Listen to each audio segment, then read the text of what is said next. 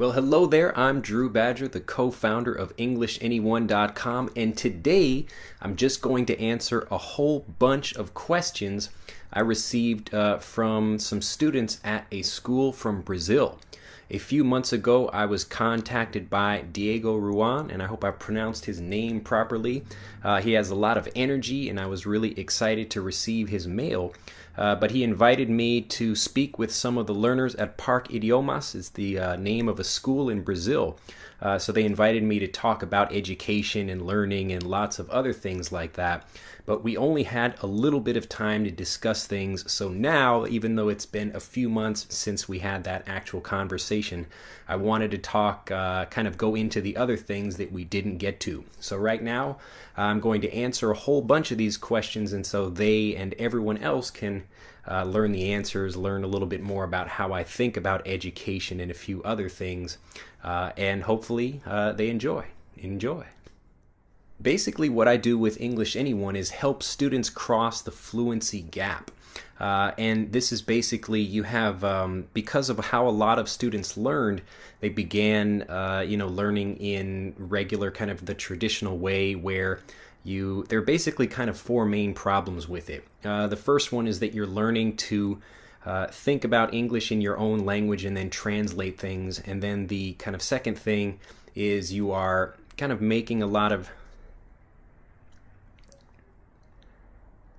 So basically what I do with EnglishAnyone.com, I basically have one main focus with EnglishAnyone.com, and that's helping students cross the fluency gap. A lot of students, there's basically kind of two different ways of learning a language. There's the natural way that most people use when they're learning their first language, and then the kind of unnatural way, or the way that only gives you part of the fluency puzzle. So a lot of students, maybe you watching this right now, when you began learning, you started learning in your own language, so that taught you to think and translate when you speak. You weren't able to remember the words. You might know the names of lots of grammar rules, but you don't actually know how to use them confidently when you speak. Most of the listening practice exercises you had in school, and even now, they are the nice kind of slow, easy, even the way I'm speaking right now, that kind of slow, easy English, so you're good at listening to slow, easy English, but listening to native speakers with fast speech and idioms and phrases and quotes from movies, things like that, it's really difficult to understand. And because you had a little problem, kind of little exposure to that kind of English, it turned you into a person that could only understand that kind of easy English, and you weren't able to learn pronunciation because that kind of listening training with real English, the actual kind of native conversational English that native speakers use, you didn't have much exposure to that. So basically what that did is kind of put a lot of students, and maybe yourself watching out there, into a bubble. So you've got kind of the kind of like safe learning things for tests and grammar rules, that kind of thing, but you never learned how to cross over here to native fluent English. So this space here, this is what I call the fluency gap, and basically what I do is help students cross the fluency gap with videos and a master English conversation as well. This is a very nice, simple and easy way to transition from the language that you know over here, but in nice, easy steps. So that's basically what I do with EnglishAnyone.com. Initially, EnglishAnyone.com was just kind of an experimental thing, working on producing different kinds of videos, but a lot of it, the kind of problem I had really was more, how can I take the lessons that I produce for my own students in the classroom and bring them out to a much wider audience. So that was really the focus for me, the main thing I wanted to do when I was first starting the program. I would definitely love to come out to Brazil. I think that would be fantastic. I've got some friends out there that teach as well, other great teachers. And it would be a lot of fun to come to Brazil. If you want to pay for my ticket, I will come out there tomorrow. So just let me know. Japan is not that far from Brazil. I hear great things about it, and it's a country I'd really love to visit and help a lot of learners at as well. So what I've got planned for 2014, at the moment, what I'm really doing is focusing on making Master English Conversation the best program I can make. So I am working a lot with students and improving the program each month. We just began our 3rd year of the program, so we've got lots of members from all over the world that are helping. Each month I'm now starting to connect other learners and kind of personally help students do that. So that's been a lot of fun.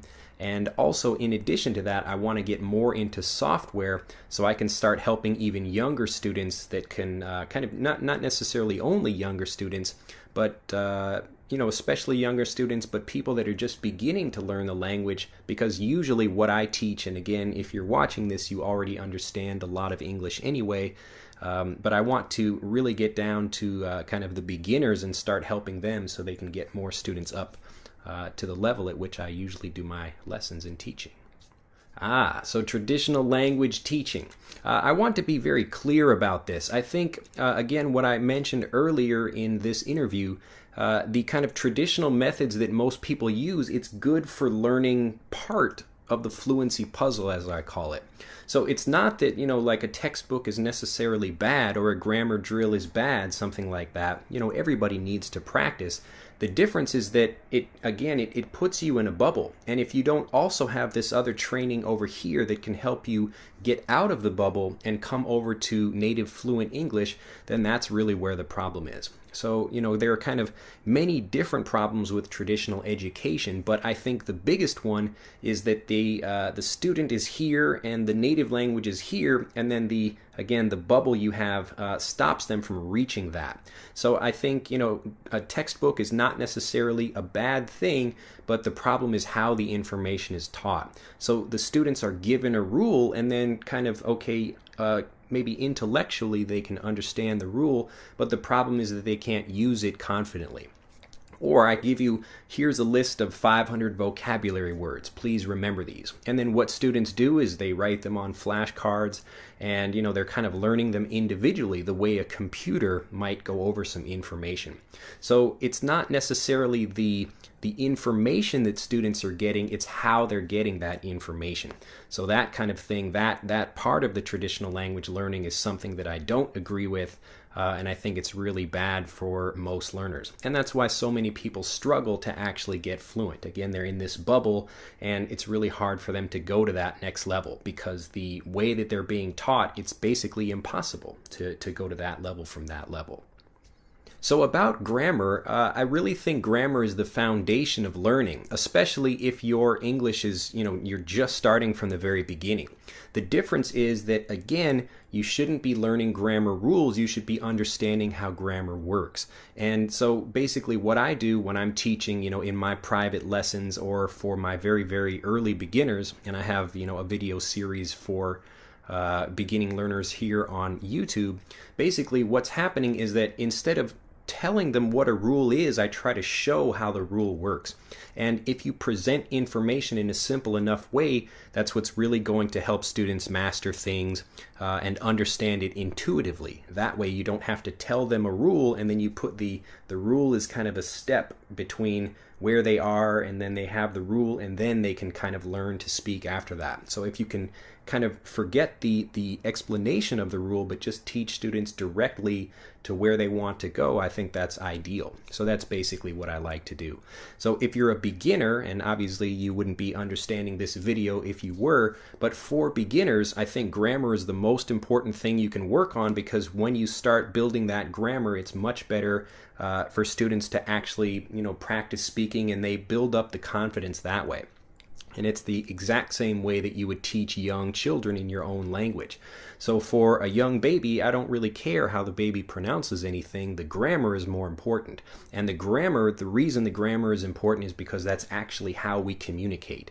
And the grammar is the thing that kind of connects everybody using the language. Everyone might sound a little bit different. Maybe even in the same country. I'm from Chicago and I have a way of pronouncing words, but somebody from Texas or Australia or the UK, all of these people have different ways of pronouncing things, and yet we all use grammar in basically the same way. So grammar is the foundation of what you should be learning, but how you learn that grammar is really what's most important. Again, this idea of how grammar gets affected, it's not like grammar is not the problem. It's how grammar is taught that's the problem. And we can get students to the point, even higher level students, and this is how I teach grammar in Master English Conversation. I may introduce a rule or how something works, but I do that by showing how the grammar works. And I think that's much more important. So when you stop thinking about how something works and you start using it actually, and using it confidently, that's where you really get the motivation to start learning. So again, grammar is not the problem, it's how grammar works. So if you can focus more on using the grammar and as a teacher using examples that kind of use maybe we're contrasting two ideas, or I'm using the context of one thing to teach another. All of these simple things, and I keep the explanations really, really simple so that students can actually manipulate that example themselves. So if I have like a black shirt here and then I hold up like a black glove. Now if I'm just teaching the basic grammar here, the word black is the same for both of them. So if I have a black glove and a black shirt. Now the students, if I'm again teaching it simply enough, then students are really going to understand what I'm talking about without me having to mention or translate anything, especially or explain some rules in that way. So grammar is not the problem, it's how grammar is taught.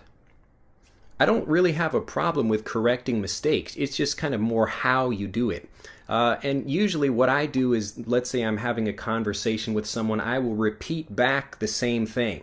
If they say, yesterday I go to the park, then I would say, oh, yesterday you went to the park, and I would try to be obvious about how I'm doing that. Because people want to be corrected, and it's interesting because most of the students that I speak with, and I speak with thousands of them, they're all asking for help. It just kind of depends on how the help is and who the help is coming from. I think those kind of two things are the most important. A lot of students have a problem being corrected by other students that are not native. So if I'm, let's say, a Korean speaker trying to learn English, it's a little bit embarrassing and not very fun if other Korean speakers are trying to correct my English. Again, that's kind of a separate issue, but the point is that people, I think, especially if you want to improve, you want to make mistakes and you want to have those mistakes corrected. So I think there's a trend in kind of trying to help people feel better in the short term instead of really thinking about their education in the long term. And so what that means is that in the short term, I might, maybe I don't correct your mistake and you feel better now, but you'll feel worse later because you didn't, have that training that actually gave you the confidence to speak. So you have to go through mistakes and you have to have those mistakes corrected. It's just how those are corrected that makes the bigger difference between whether you're encouraging someone or you're kind of pushing them down. I don't really have a particular idea about learning times, and the problem with learning time is it depends on how you're actually learning. With what I teach, if students are kind of at a particular level, usually the kind of students that I focus on now, they're already good at reading and writing. They just have lots of problems speaking. And again, I explain kind of the reasons for that. It's basically how students learn. And because they're in this bubble, it's pretty easy to lead them out of that if you do that in the right way. So I don't really believe there's a certain number of years that it takes. I mean, you can look at a native speaker in your own language, or even like students that I had. So I have videos on my other channel. This is Shaberi Sensei, and you can look that up if you like. But basically in those videos, I actually have younger students, and I'm taking them to the zoo one day. And a few of them, these are students that I've had since they were babies, and I only see them maybe for an hour a week, and then as they got a little bit older, I saw them a few times a week. But basically their native language is Japanese and not English, but because, again, it wasn't necessarily the amount of time it took, it was more how I was able to teach them. But now, 2 years later, again, and this is only 2 years, and these are just young kids, they're able to understand what I'm saying and actually speak quite confidently. So again, I wouldn't really worry about how long something takes. And I think as a teacher, I really want to help students, improve their English as fast as possible. The only kind of difficult thing, and this is why Master English Conversation is a monthly program, is because there's always new English to learn. And so if you are the kind of person that likes lifelong learning and you're always wanting to know new things and what are the new expressions that people are using, then that's something that you'll basically need to continue doing. But as far as the basics go, I think it's really easy to master, the kind of basic things that you need, and the grammar, it just depends on how you teach that. So that's actually one of the things I'll be focusing on probably this year, maybe leading into 2015 with kind of software and other things where I really start growing English Anyone into a much bigger project, and I'll be doing that with software. Now this is one of those, I call this a false argument, basically to say, well, should you focus on listening, or should you focus on writing, or should you focus on reading, that kind of thing. I think all of these are necessary, and when you're learning, the more input you get in different ways, the faster that information goes into your brain. So when I'm teaching students, I have them write down things, I have them read them, and I have them speak. But I don't wait until maybe 3 months later for them to start speaking. What you really should be doing is make things that are so simple that students want to begin expressing themselves. And it's really easy to do that. It just depends on how you teach, again. I think podcasts are a really good way to learn English. The problem, and this is the same thing you could say about TV shows and movies, or like native English, like even just watching the news. Again, if you are that student that is in this bubble, and this is again the kind of teacher or the kind of student that I teach, if you are in this bubble, and again, being in this bubble means that you're good at reading and writing, but you can't speak well, the reason for this is that you haven't been exposed to native English. Now, if you're in this bubble and you try to go directly to podcasts like native English podcasts, not kind of like the stuff I do where I'm speaking more slowly, so a learning English podcast is still more kind of in this bubble, in this thing that's a little bit easier to understand. But again, you've got the fluency gap here in the middle. So you've got the student in the bubble, and then you've got this native English over here. What a lot of students do is they try to, they have the right idea. Okay, I want to understand native English. They know that's what they should be studying. The problem is that they're studying it in the wrong way. So if you go directly from here over to here, that's where the problem happens, because it's too fast. You're getting too many idioms and phrases and cultural things that it's overwhelming for students. And when you try to do that, again, to go directly here, it's just really a recipe for disaster. It can be really frustrating for students because they know they're studying the right thing, but they're studying it in the wrong way. And so podcasts are great if you already understand this and you have like a good understanding of idioms and phrases and other things like that. Then podcasts are great, movies, TV shows. But if you're not understanding those things, if you don't understand already at least like 80 to 90% of what you're listening to, so that way the new things that come into your brain are easy to understand from the context. If you don't have that, then I do not recommend students do that. Now, what I do with Master English Conversation is I kind of take students from here over to here, and it's through what I call the fluency bridge. So instead of going directly here where you teach, kind of have exposure immediately to fast English and idioms and phrases and all of these things at the same time, I take all of those and I teach them in a sequence.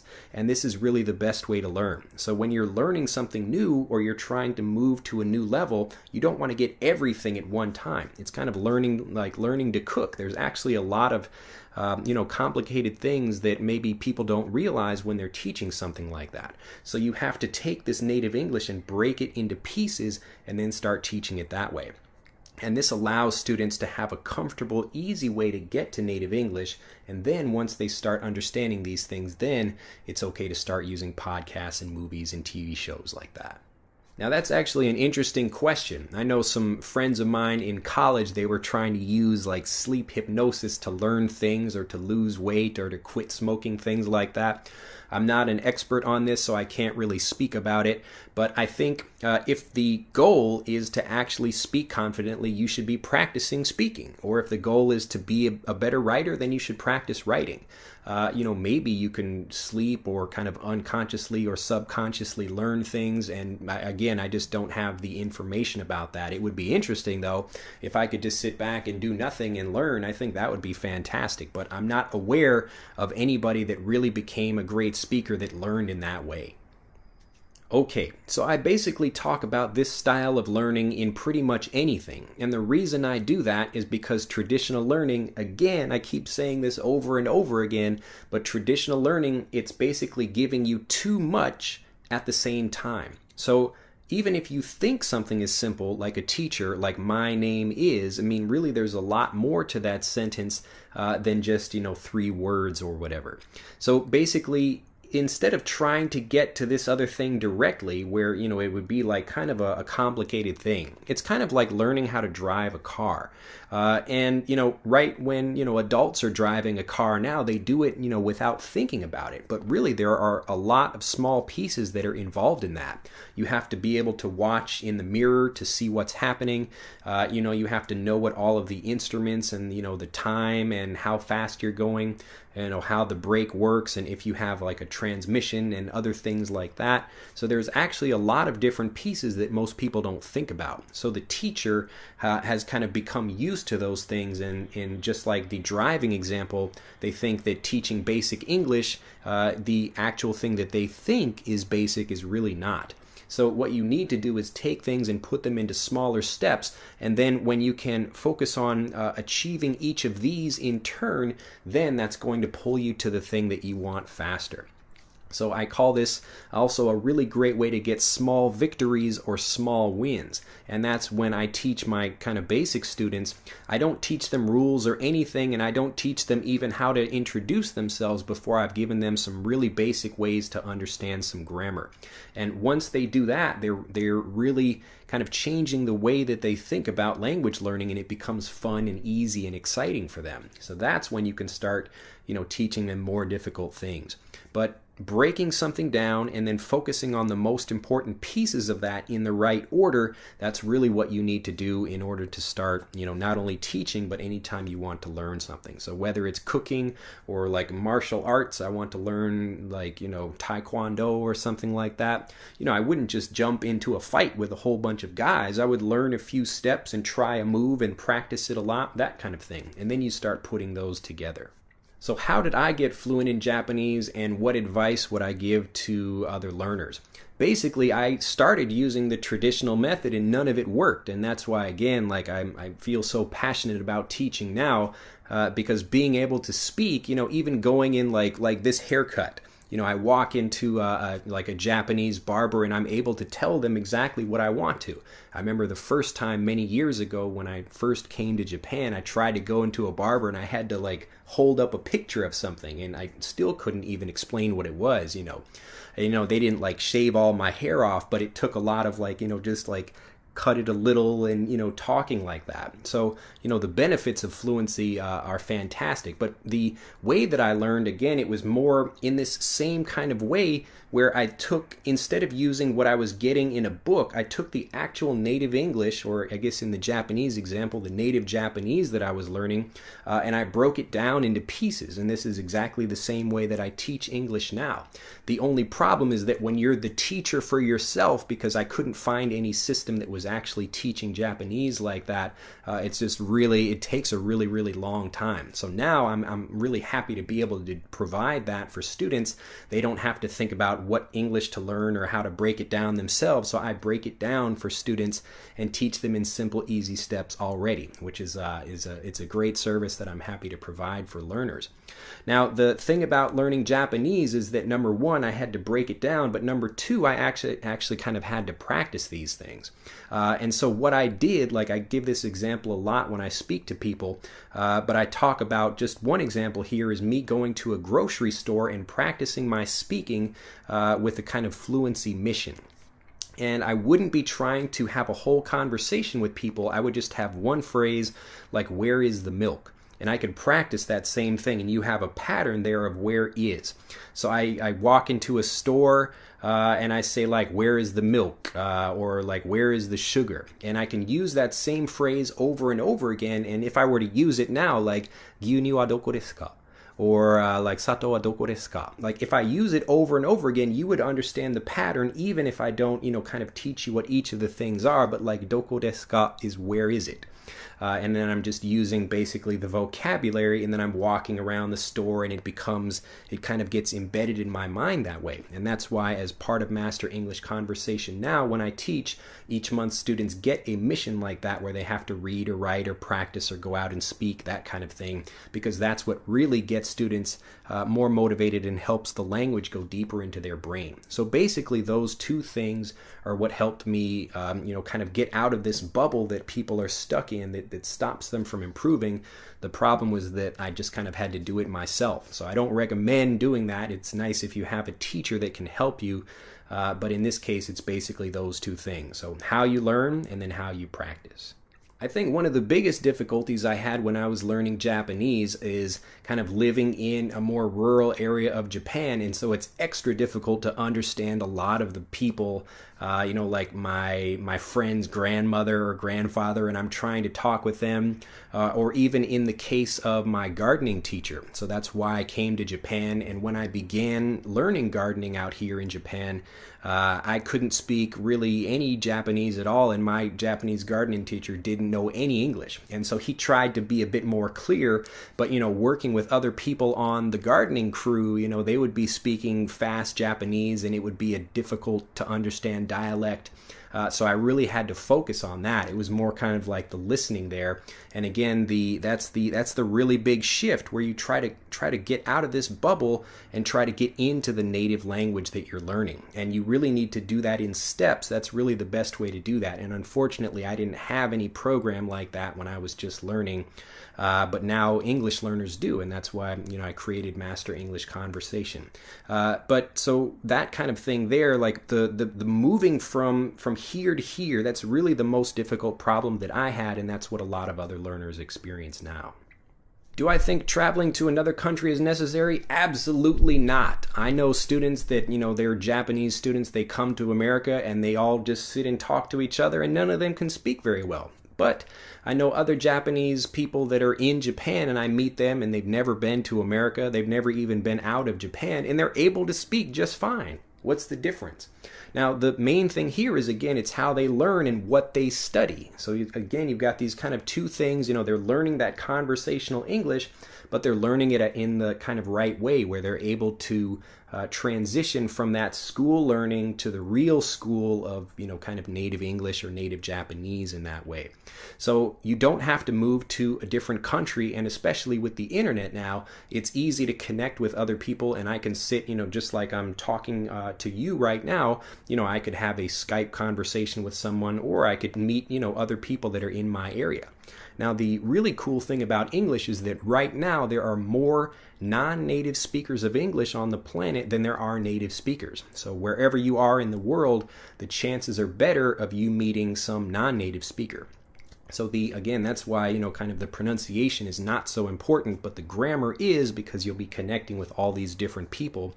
But you can find lots of people to practice with, and the way of learning, again, we've got kind of video learning just the way I teach, or, there's plenty of videos on YouTube that you can watch as well. So there are lots of different ways to practice, and you certainly don't need to move to a different country. I remember a lot of the improvement that I saw in my Japanese, it was when I went back to America for a little while, and I was kind of like trying things, and I found other Japanese speakers to practice with, but also some people that were foreigners that I knew that had been to Japan, and they were at a level higher than me, and they could help me and teach me a little bit as well.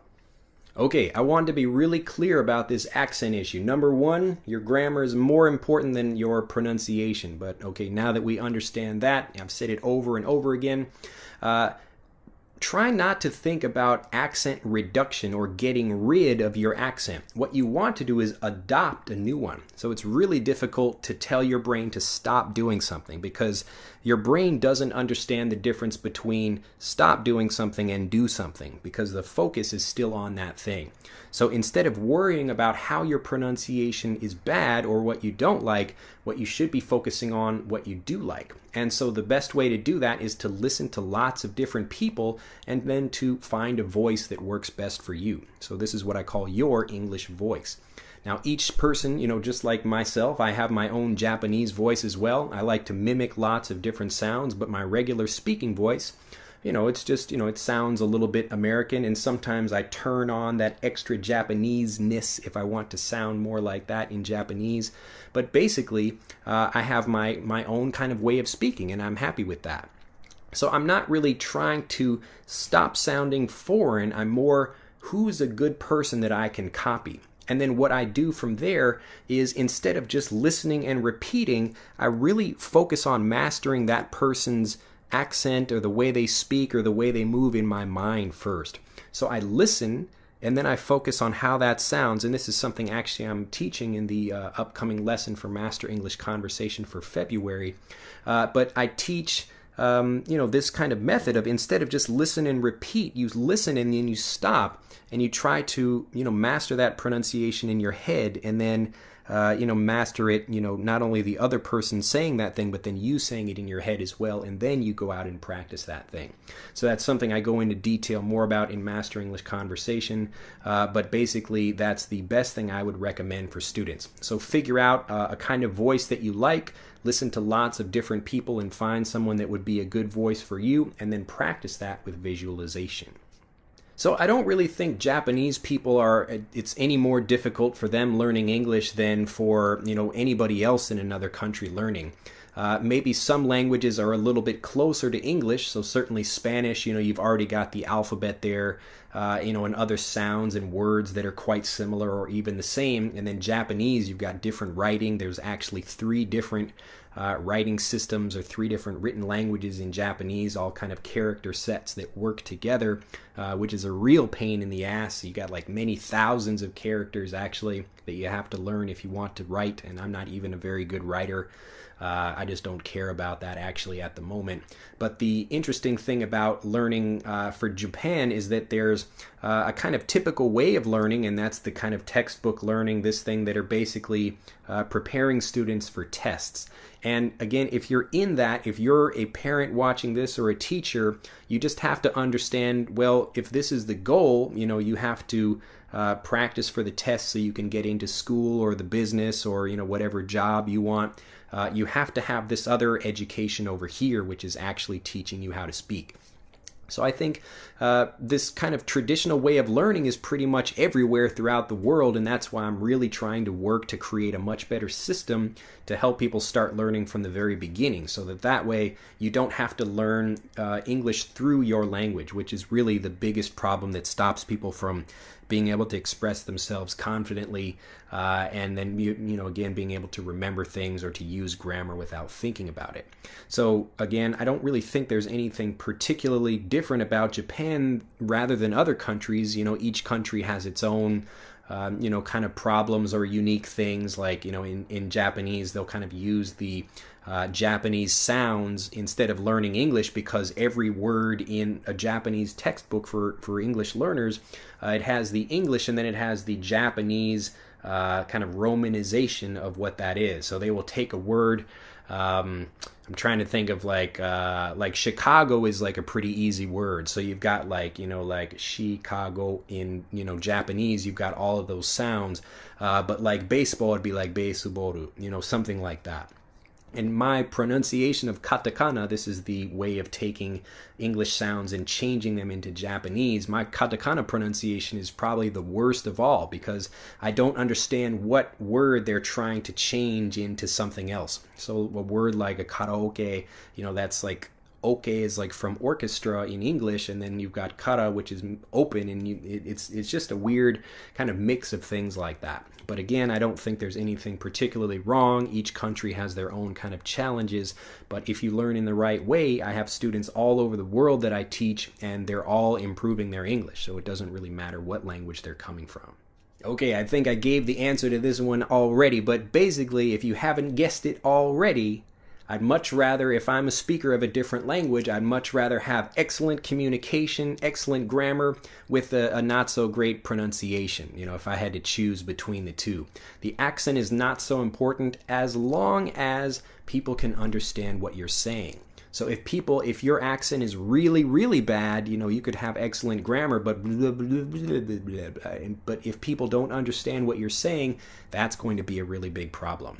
So other than that, I don't think, you know, it would be that big of a deal to have an accent. You know, I have a bit of an accent, or, you know, other people do, but that's okay. You know, you've got lots of different Japanese speakers, even native speakers that sound, you know, one way in one area. They use different languages or kind of different words or intonation in another.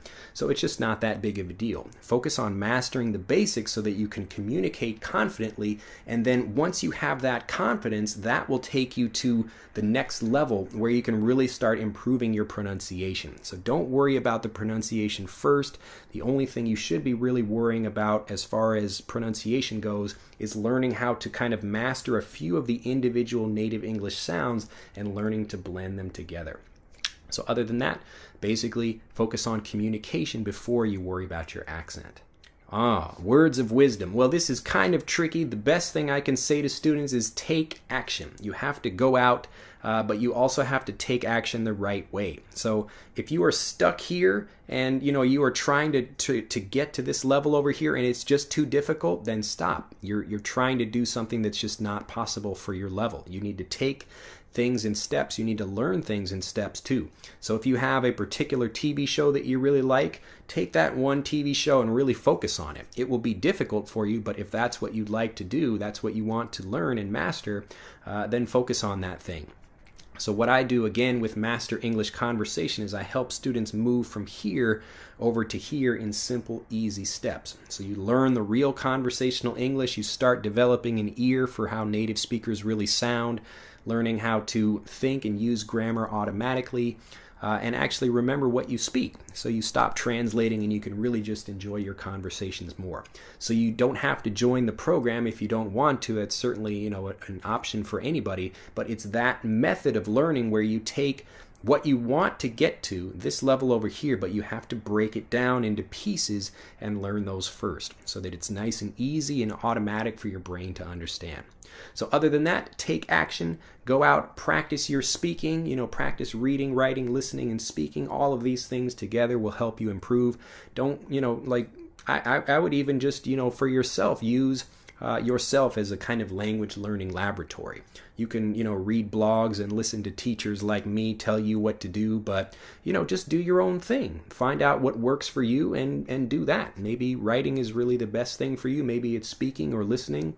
You know, don't listen to me sometimes. It's not a big deal. Find your own path and find your own voice as well. Well, I hope I've been able to help with this interview. If you have any questions and want to add anything else, please post them in the comments down below this video, and be sure to give this a big like. Thanks again to Diego from Park Idiomas. I really like to say that. I don't know if I'm pronouncing it. I don't know Portuguese very well, but I'm guessing that's probably, you know, maybe how they would pronounce it. Maybe they can teach me when I come to Brazil. Anyway, have a fantastic day. Get out and practice, and if you have a question or comment, post it below. Be sure to like this video. Yeah, look at that little button down there. All right, bye-bye.